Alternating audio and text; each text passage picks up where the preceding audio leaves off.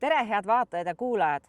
No oleme tulnud lõpuks päris välja nii stuudiost kui kontorist ja vaatame, mis turul uudist on.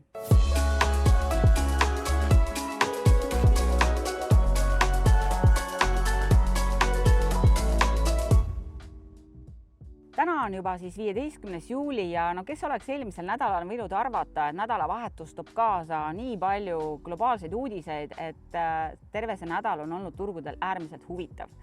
Nisu Matif on liikunud üles, me oleme kaubelnud siin tasemetel 221 ja eile sulgus Matif 223 juures.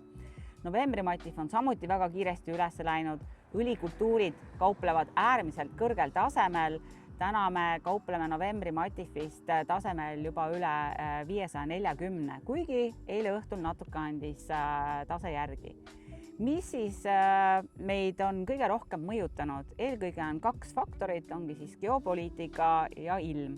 Need on omavahel tegelikult hoidnud Matifi liikumist. Et kui hakata nüüd siia sisse vaatama, siis peale seda uudist, mis puudutas Aasovi mere sulgemist, turud kiiresti reageerisid, oli oodata mingisugust paanikat turul, et mida teevad need ostjad, kellel on lepingud tehtud siis just Aasovi mere kaudu, et nemad peavad ju hakkama oma lepinguid katma teistest eksportivatest riikidest. Kuid on selgunud, et tegelikult paanikat väga polegi, sellepärast et alternatiivid on olemas ja need, kellel on lepingud tehtud, leiavad ka teised sadamad, kust oma kaupa laadida. Ja pealegi, kui vaadata sisse, kui palju ikkagi läbi Aasovi mere on siis vilja eksporditud, siis need kogused ei ole väga suured. Jah, me võime öelda, et aastas on see eksport sealt olnud kuskil 15 miljonit tonni, ütleme, et Venemaa ju ekspordib ise kuskil selline 45 miljonit tonni. Ja kui veel lisada siia juurde, et kui me vaatame ainult augustit, ka juulit, siis eelmisel aastal see oli kuskil 2 miljoni tonni juures ja suuresti liikusid need kaubad Türki. Tänavu on Türgis äärmiselt suur saak, seal tuleb väga palju ja korralikku nisu, nii et nagunii sinna sellel aastal väga palju ei ekspordita. Seetõttu on turg aru saanud, et see mõju tegelikult selle Aasovi mere tõttu ei saagi olema nii palju suur. Pealegi eile tuli ka uudis Venemaalt, venelased ütlesid seda, et kui nad läbi Aasovi mere ei saa eksportida, siis nad kasutavad alternatiivseid sadamaid, sealhulgas tahavad siis laevatada ka läbi Balti mere. Teine loomulikult väga suur teema on ikkagi Iraani sõda, meil on läinud nüüd nafta jälle üles, see on viinud õlikultuurid liikumisse ja kogu selline majanduspilt on läinud tegelikult järsku halvemaks. Kui nafta maksab siin ikkagi üle $80 barrelist, siis see mõjutab igal juhul just importijaid. Ja see on meile äärmiselt oluline, kuidasmoodi nafta hind edasi areneb, kui palju sellest on siis sõltub inflatsioon ja ostjate ostujõud. Täna meid mõjutab väga paljuski ikkagi Aafrika riikide väga kõrge saagikus, nemad on praegu rahulikud ja see, et hinnad on turul üles läinud, nad ei ole valmis täna kõrgete hindadega ostma, nad ootavad ja passivad. Ja see on hoidnud tegelikult nisu hinna ikkagi suht stabiilsena, arvestades kogu seda teadmatust ja väga pingelist olukorda. Venemaa nisu kaupleb täna ikkagi tasemel siin $230 juures, isegi alla selle, aga täna, kui me võtame Matifi tasemed, siis ostjad ei ole valmis niivõrd palju kallimalt nisu ostma. Euroopa nisu on täna ikkagi $10 kallim võrreldes siis Venemaa nisuga. Seega tegelikult väga paljud analüütikud ütlevad, et vilja hinnal ei ole nii väga suurt tõusupotentsiaali, et väga palju nüüd saab olema järgmiseks mõjutajaks, kui palju ikkagi tuleb nisusaaki ja millist kvaliteeti. Kui vaadata nüüd Euroopasse, siis prantslased on juba praktiliselt 60% nisust koristanud ja kui siin vahepeal oldi väga mures, kui palju seda nisu ikkagi Prantsusmaalt tuleb ja Prantsusmaa on Euroopa kõige suurem nisukasvataja, siis järjest rohkem tuleb nii-öelda positiivset uudist, hea kvaliteet, head saagikused ja kui siin vahepeal räägiti, et prantslased võivad koristada isegi võib-olla 10% vähem nisu võrreldes eelmise aastaga, siis nüüd hakatakse nii-öelda neid prognoose muutma ja tundub, et võib-olla ei tulegi Prantsusmaalt vähem nisu, vaid vastupidi, kõik on väga hästi seal.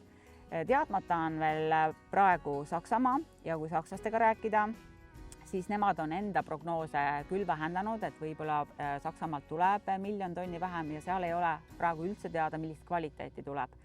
Kui liikuda edasi, siis Bulgaaria, Rumeenia, taaskord väga ilusad saagid, väga head kvaliteedid ja nad praegu nii-öelda koristavad ja tahavad kõvasti siis ka kaupa välja saada.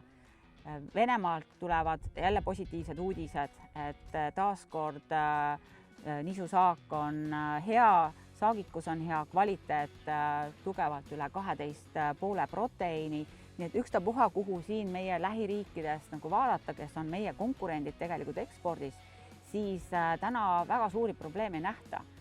Muidugi, kui tulla siia ülespoole Saksa, Poola ja Baltikum, siis siin veel lõikeid ei ole tehtud ja siin on veel teadmatust, kuid praegu need infod, mis on tulnud nendest piirkondadest, kus on koristatud, siis see on rahustanud siis turgu ja see on ka üks nii-öelda pidurdus, miks Matif ei ole läinud meil kõrgemale ja on hoidnud siin nii-öelda sellist stabiilset joont. Sellele on reageerinud ka fondid. Kui siin vahepeal olid fondid kogu aeg shortis, ehk nad panustasid langusele, siis vahepeal nende geopoliitiliste uudiste valguses nad küll vähendasid oma nii-öelda positsiooni, kuid siiski fondid praegu asetsevad lühikeses positsioonis, ehk nad on rohkem müünud, et nad siiski näevad täna, et languseni on ruumi. Ja täna võimegi öelda, et nisuhinna liikumise osas on arvamused nii-öelda kahte lehte, on need, kes näevad, et täna selline 225 tase detsembri Matifist võib olla selline tehniliselt ja arvestades siis ostjate ostujõudu selline makstase, kuid muidugi me ei tea, kuidas käituvad fondid, mis võivad siis viia Matifi liikumisse. Väga oluliseks muidugi nisu hinna liikumise põhjustajaks võib olla mais. Et kui me enne rääkisime, et Prantsusmaal on nisu väga heas olukorras, siis järjest halveneb aga maisipõldude olukord, et vaid 47% maisipõldudest on heas või väga heas olukorras ja see on praegu prantslastele ikka väga suur peavalu ja kui vaadata üldse Euroopat kokku, siis praegu nähakse, et seda maisi võib tulla isegi vaatad selline 7-8 miljonit tonni vähem võrreldes siis eelmise aastaga. Eelmises saates mainisin, et see võib olla 5 miljonit. Nii et ka siin iga päev tegelikult Euroopa maisisaaki vähendatakse. Kui globaalselt vaadata, siis maisi tegelikult tulebki vähem võrreldes eelmise aastaga kuskil selline 30 miljonit tonni. Ja kui vaadata veel sellist suurt pilti, siis kõige suurem maisitootja on USA. Ja kui sinna poole vaadata, mis puudutab ilma, siis ka USAs on praegu kuumalaine ja väga oluline on nüüd see, et kuidas moodi arenevad siis sealsed maisipõllud. Tänases olukorras maisipõldude olukord ei ole seal halvenenud, vaid vastupidi tulid ka mõned sellised positiivsed signaalid, mis jälle omakorda rahustasid turgu, kuid siin on veel väga palju minna, nii et kui me räägime nisu hinnast ja maisi hinnast, siis need omavahel seotud on ja kui peaks midagi halvasti minema USAs, siis see maisi hind kindlasti võib mõjutada nisufutuuride liikumist nii-öelda laiemalt nii USA turul kui ka siis meil ka siin Euroopas. Õlikultuurid on teinud väga kiire tõusu, see on põhjustatud eelkõige siis Iraani konfliktist, on läinud üles sojaõli hinnad, nafta hind, nagu juba mainisin, ja sellele on järgnenud siis ka sojajahu hind ja rapsi hind. Ja tegelikult praegu turuosalised näevadki, et eelkõige on suurem potentsiaal tõusuks just õlikultuuridel, kuid taaskord, kui vaadata fundamentaali, siis soja tuleb sellel aastal rohkem ja see peaks pidurdama tegelikult nii-öelda ikkagi seda hinnakasvu teatud määrani. Nii et kõik oleneb, kuidas moodi see nafta hind siin edasi areneb ja kui palju ikkagi Hiina soja edasi ostab. nii et kokkuvõttes saame öelda, et täna tõusupotentsiaali on eelkõige maisifutuurides ja sojafutuurides ja nisu on hetkel stabiilne, kuid kui maisiga midagi läheb veel halvemaks, siis see võib muuta ka nisufutuuride liikumist. Aga järgmised uudised juba uuel nädalal. Kohtumiseni!